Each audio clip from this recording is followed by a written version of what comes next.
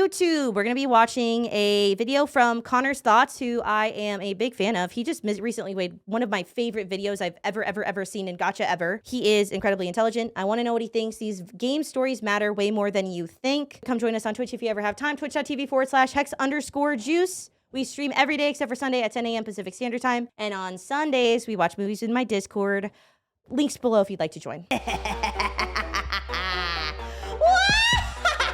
Subscribe. Connor, what's up with that Hawaiian shirt that you're wearing? It's summer. I can wear whatever shirt I darn well please. Thank you very much. Now shut up and listen to the video. Last time he started the video by saying he was going to bend us over his knee and spank us. And this time he's telling us to shut up and listen. I don't know what we're going for here, but go off, King. Gacha games are not usually known for their storytelling, often referred to as boring. I personally think they are known for their storytelling, just not that it's good storytelling. You know what I mean? Derivative, uninspired, basic. Fair. There are not usually a lot of flattering terms given to gacha games, with maybe a few small exceptions. I think the vocal part of the community often brushes this aside as not important enough, thinking it has no real bearing on the success of a gacha game. I mean, like, come on, they're gacha games. I will give my opinion very briefly, which is that I think a lot of gacha players, his audio isn't synced. I think part of the problem is that a lot of gacha players just sort of like either don't know that these are not very good stories for video games, or they're like okay with the specific storytelling. But like, I think a lot of the time people don't actually understand that the storytelling in basically almost every gacha game is just not that good. And even if the story itself is good or the lore itself is interesting, the way that it is presented is usually relatively lackluster. This is not always 100% all of the time, but most gacha stories are essentially like 99% Naruto filler episodes where they go to the beach and fight a sea dragon that matters literally not at all to the plot, and then like 10% actual meaningful dialogue and storytelling, and then some really cool cutscenes, and that's kind of it, which is not an enjoyable thing about gacha games, and it is in almost every gacha game ever. It's pretty bad. And again, not all the time. Most of the time, though, yes. I mean, like, come on. They're gacha games. Gacha games are just glorified slot machines where people with money can feel better than everyone else because they can whale on an account and buy power and completely outpace everyone else who's been working hard daily just to get ahead. You know, kind of like real life. Like, the story has no real woo, capitalism, yeah, woo, bearing on the game, right? Actually, this is where I would like to disagree. I think previously gacha games could get by, but I think since 2020, this has begun to change drastically with the advent of Genshin Impact, a game that is notorious for its player base's parasocial connection to the characters and the world found within it. I think Connor's about to start talking about something that I've been trying to talk about poorly for weeks. And I'm gonna be mad about it. Not because I disagree with him, but because I think he's about to absolutely spit on a point that I've been attempting to have badly. I'm gonna be jealous that he actually communicated it well, and I'm gonna be so mad, dude. I'm gonna be so jealous. I'm predicting. Has started to expect more out of their gacha games, and not simply just as a resource simulator where they can watch the big damage number get even bigger by swiping their credit card. With more and more gacha games coming into the market, I think the story and world building of a game is where the future of many of these games lies. An emotional attachment to the characters and world found within it will be the deciding factor for these players. And I'm going to show you why that is. Now, I can tell you that is very true for me specifically, because I already like Chongli. Like, she was my favorite character. The second they dropped a PNG on Twitter months ago, I was sold. 100%, I was always gonna be sold. And every single time we saw her in the story, I liked her more until the companion story that came out this week. And at this point, I will never stop playing Wuwa because I just adore Chongli, and I want to see more of the characters that they characterize that way. That being said, I'm also so known for my thirst for Chongli that I've blown up in China on Bilibili for it. But the way that they characterize Chongli has me sold on Wuwa probably way longer than it has any right to be. Like, they have written out a commitment for me on Wuwa that is years in advance because of how well they did with Chong-Li, and I want to see more of that. Now, just as a disclaimer, to get ahead of the comments, of course, gameplay matters. Yes. I'm not going to repeat this sentence over and over again throughout this video, but no, everything else that we're going to talk about is under the assumption that the game itself has a solid core gameplay loop. Gameplay is king, but when you have two competing games with solid gameplay, what's going to be the tiebreaker? So he hates gameplay and thinks that the only thing that matters is story. Am I understanding? He hates gameplay. He thinks people who care about gameplay are stupid and bad and dumb and wrong and should probably not be alive. And he thinks that story is the most important part of gacha games. Got it. This is sarcasm, to be clear. Emotional attachment. Gacha games are a really unique genre because it's not a traditional genre built around a certain kind of gameplay, but a kind of monetization model. This often leads to various kinds of gacha games getting released in terms of overall playstyle, from 8-bit side scrollers to 3D open worlds like Genshin, or a third-person shooter and marriage simulator like Snowbreak Containment Zone. Is that what that is? I keep seeing the craziest. Sometimes I see images from this game and it makes my face hot. I see little screenshots or art of this game and my face gets warm like it's a lot. What a weird string of words that I never thought would ever come out of my mouth, but yet here we are. And the third factor that separates them is the story. Now, what do I mean by story? I'm using story in a more general sense, but I'm referring to three major components. 1, the characters, 2, the world building and lore, and 3, the in-game narrative. And while I think most companies get at least one of these things right, I think they pretty much get the rest of them wrong. I actually think this is fair. I don't know that there has yet been, in my experience of gacha games, because I think everybody always brings up, but Nikkei. So I've not done the story in Nikkei. In my experience, usually they get one of these right, and sometimes they'll get one of the second ones right, but it doesn't necessarily all come together. But I'm interested in that occurring, because I do actually, I'm finding that more and more I'm okay with story in games as long as it's good, because I think before I used to be like, no story, I don't care. But when it's good, it's just so good. Let's go over the importance of each of these parts in the context of gacha games. Characters is pretty self-explanatory, and I think what most developers actually often get right. Tons of money is put into the designing and marketing of the characters for these games, because in gacha, characters are often what get people to download it and give the game a try. If you have poorly designed characters, then even if a game looks good and the gameplay looks solid, I can guarantee you that most people will not even download it to give it a shot. Personally, I didn't really vibe with these 100%.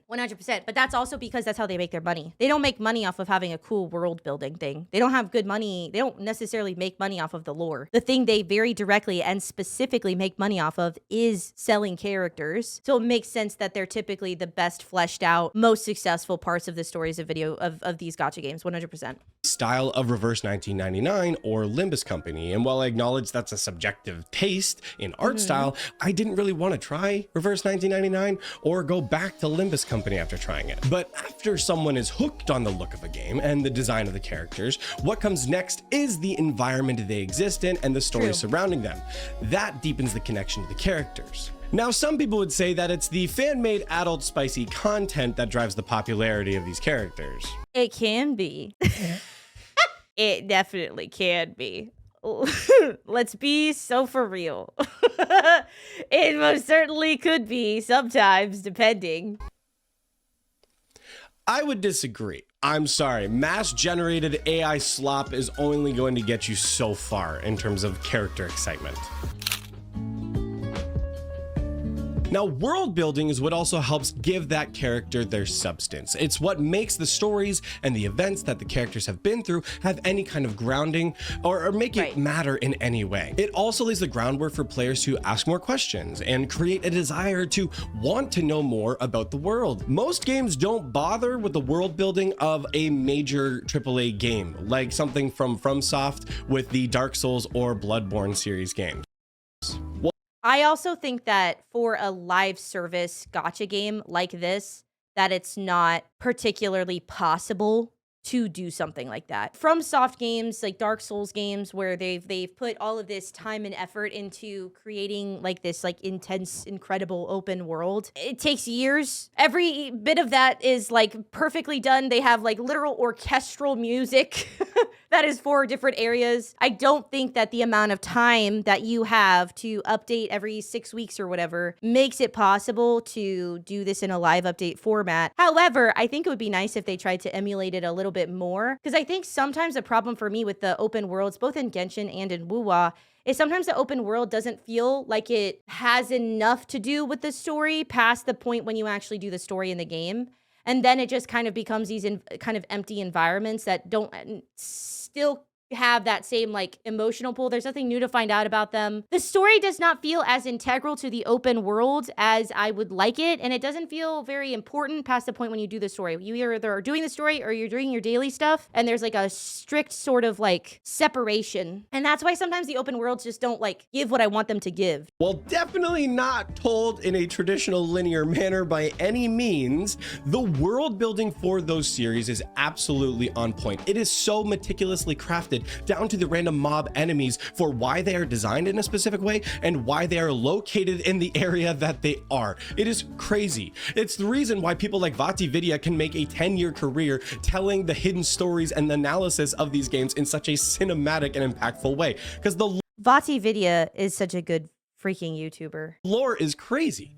If we could start seeing future titles or even Wuthering Waves pulling out the same kind of world building as a FromSoft game, that would be unreal, and I think actually to some degree potentially industry changing. But a lot Yes, I don't think that that is going to happen or necessarily particularly possible. However, I would love to see them attempt to emulate it more. Again, I just think live update stuff like that, it's just not really possible to do what a Dark Souls or Elden Ring kind of game does, because those games are crafted and tuned over years and years and years with hundreds and thousands of people who work on it. I don't think it's possible. I would love for them to try, though. It'd be very cool. A lot of that is the background and writing for the game. So now let's talk about the in-game narrative. Now, the in-game narrative is admittedly where most games fail the hardest. Whether it's Genshin Impact, Honkai Star Rail, or otherwise, I think it's really difficult to tell a story on a mobile medium with technical limitations. Are you about to say something negative about the Honkai Star Rail story? Because I'm gonna go ahead and say that that means you're a bad person and should never speak on gacha games again. Sorry. That's just simply not allowed. HSR's story is the best story ever told by a video game, and anyone who disagrees will be put down like a dog. This is a joke. I think HSR's lore is cool. I think the presentation of the story is not that great. I think it's a lot of dialogue bloat and a lot of filler that is completely unnecessary. However, I think the lore itself is interesting, but be careful with your opinions on the HSR story because people have attempted to burn me alive for that stuff. Do I think this is an excuse for some of the games making the ridiculous amounts of money that they are to have a half-assed story? No, it's absolutely not. I get how historically at least it was tough, but now less so. Like, as much as things have changed for Kuro Games now, I totally understand that they were a smaller company when releasing Punishing Gray Raven. So they opted for a light novel method of storytelling, which saves a lot of time and money. But someone like me has a really hard time with light novels, and personally, I'm not much of a light novel guy. I agree completely. I do like dating sim games, but only when I have to go download the special extra part off of another website than Steam, so that I get the whole story. If you understand what I mean, you're based. If not, I'm explaining nothing. But beyond that, even games where it is still voiced, often they still run into similar issues. Excessive yapping or completely unvoiced important world quests. Like, there are some crazy world quests in Wuthering Waves that 100% should be voiced, but they don't take the time to do that. I think most games have really failed in their storytelling in this way, but actually I think there's one game recently that personally kind of nailed it. And that's Zenless Zone Zero. Now, wait. I have no opinion. I just decided to skip through the story because the TVs were already miserable and the beginning of the game, combat-wise, was already miserable. And then I skipped through the story, and now I feel like I can't start watching the story because I have no idea what's gone on for the first 3 chapters. I'm gonna take Connor's word because I made a mistake by skipping, and now I'm just kind of boned, and I feel like I can never get back. Hey, wait. Wait. Before you go into the comment section and call me Ratsu, Snake Shoe, listen to Connor. Before you pull out your pitchforks, I'm not gonna say it's the most original or most unique story of all time, but I think the world building for it is really good. And beyond that, in the way at which the story is told is actually kind of awesome. There's a combination of in-game voice dialogue, pre-rendered action-packed sequences, and the awesome comic book style approach that really keep the game fresh. We're just gonna ignore the TV section for now. I think we can do nothing but ignore the TV section. We'll talk about that in a later video, but we're moving on. I find that breaking this up into other mediums really helps avoid the issue of excess yapping. Like in Hoyo versus other games Honkai Star Rail, I really loved the Penacony story, but there are portions of that in the core quest that is just the absolute yappening. It is absolute yapageddon, where the characters are literally just standing around in a circle, just constantly talking for like hours. I've really enjoyed in Wuwa, especially with the Chongli story quest. I really thought they started to hit the ball out of the park with this specific detail. Wuwa utilizing cinematic styles of camera work and stuff like that in the Chongli story quest. They've done it throughout, but they really I think they really started to get in there and do well with it on the Chongli story quest. The cinematic use of the camera work has been so refreshing.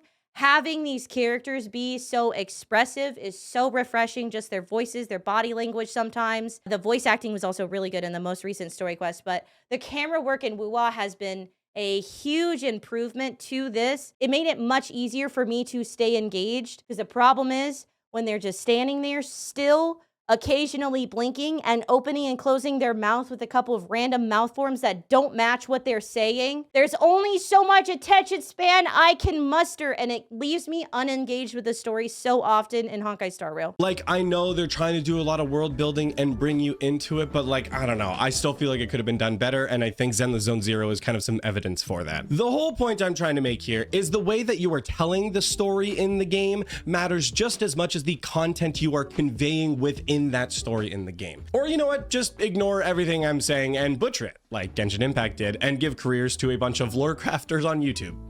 What can I say? He ate. Shoutouts to Ashikai and Island XD, I guess. Now, I think crafting a powerful story, hitting those three pillars, is going to be game-changing for, well, these games, and I think it's going to allow them to really push themselves to the next level. And I think that is borne out in the evidence. I mean, let's take a look at a few examples. I know some of you are thinking, Connor's just making all this up. He's just pulling information out of his ass. Maybe a little bit, but I'm I appreciate the honesty. Go off, King. Maybe a little bit. I mean, I think I got a point. What better area, though, to look at some evidence than in the Gacha spending report? This video's been sponsored by Sensor Tower. I'm just kidding. That would be a fun integration, though.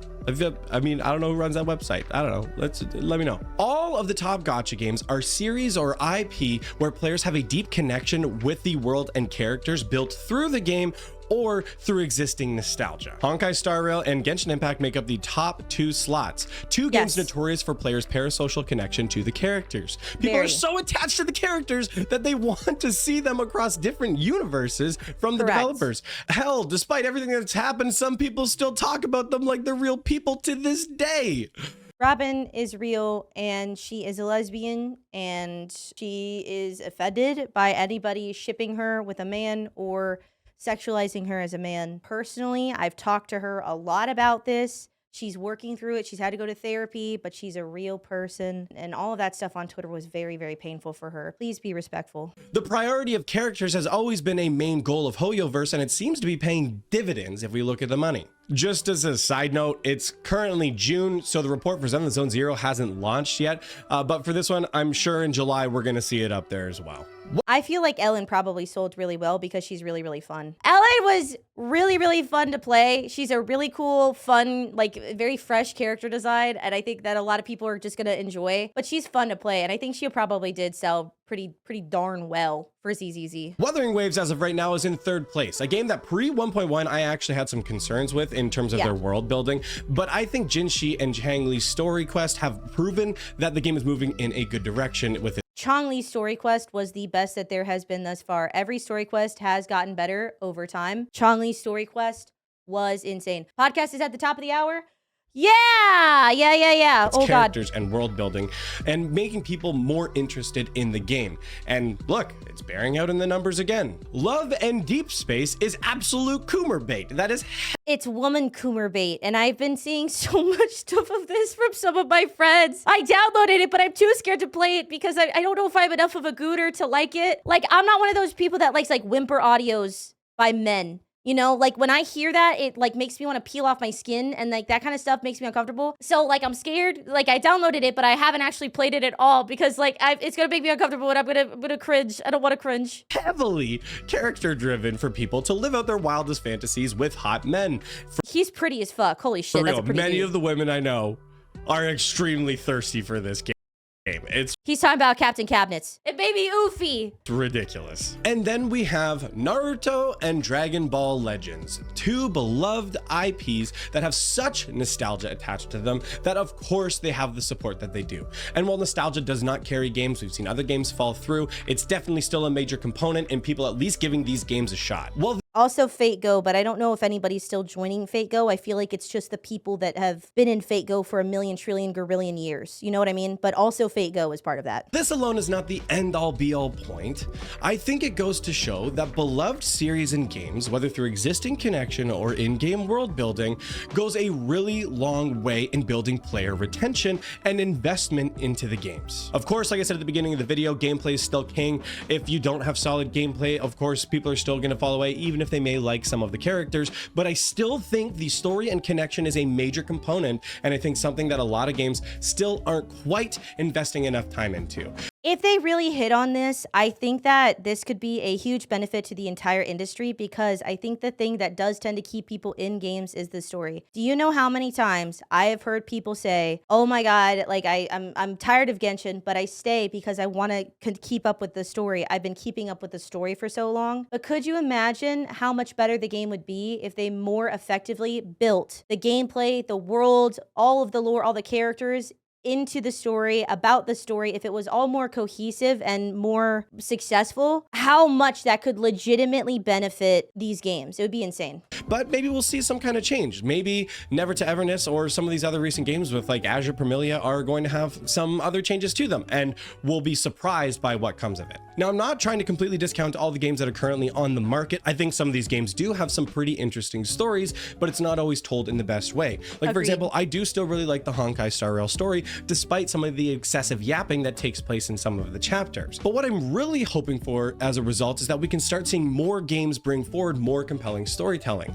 100%. I think that because these are live service games that develop over years, right? I think the reality is that if you can keep people engaged via having really high quality storytelling, lore, all of that stuff, character building, all that stuff, I think that that could be a huge component in keeping these games successful and alive. One of my favorite story-based games ever is The Last of Us. That shit made me cry in like 7 minutes. And if we can start seeing some in-game storytelling of that caliber into some of these gacha games, I mean, like, it's game over, man. It would be genre defining, I think, in some of these cases. Imagine a gacha game with the emotional, heart-wrenching effect of The Last of Us.